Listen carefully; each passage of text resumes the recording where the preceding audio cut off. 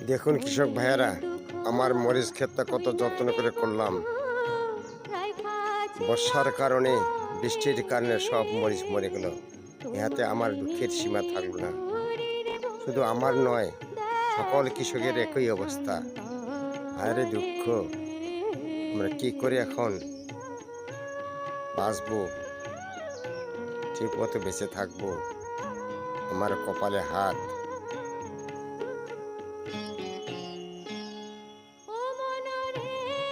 এখন আমার কপালে হাত, আর কি করা যায়?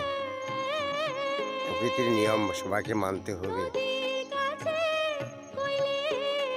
আর বিশেষ বলার কি আছে? যেমন আমার মরিচ ক্ষেতটা সম্পূর্ণ মরে গেছে।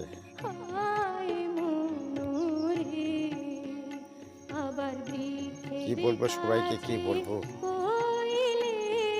আমার ভিডিওটা যদি আপনার দুঃখ লাগে, শেয়ার করবেন। শুধু আমারই না, সব মরিচ খেতে একেবারে সবাই দুঃখ প্রকাশ করতেছে আমার মতো।